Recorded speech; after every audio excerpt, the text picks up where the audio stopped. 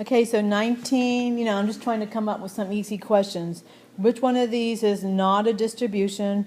Remember, for normal is for proportions, t is for means, and chi-squared is for chi-squared, so the answer is A. A is not a distribution.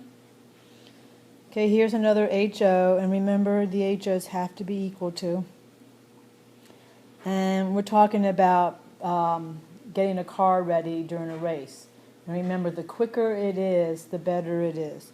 So it's going to be a less than, so that's a D. Okay, let's here go to 20. Say we got births. Do you see, hopefully you realize that, that we're talking about distributions. So this is a chi-squared distribution. So is it chi-squared or goodness of fit? And the deal is it's going to be goodness of fit because it's linear.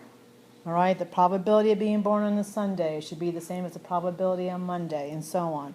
And so to find the expected value, since there's 7 days in a week, is 140 divided by 7, which is 20. So the answer is 20. So let's go look here at 21, and they want to know what the, ignore this word here, they want to know about the degrees of freedom. So again, it's r minus 1 times column minus 1.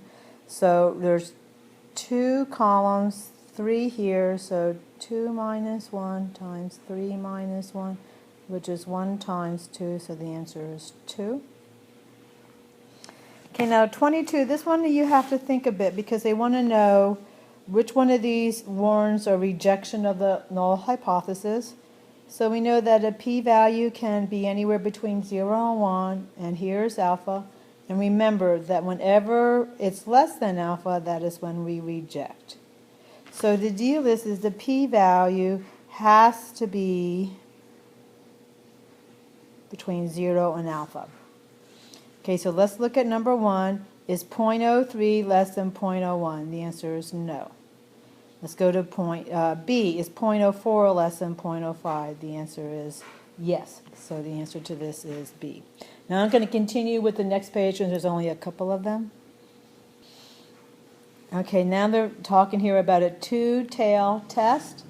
And remember, a two-tail test is where we shade a little bit of here and a little bit of here. And that is when we have a not equal to. So that is D.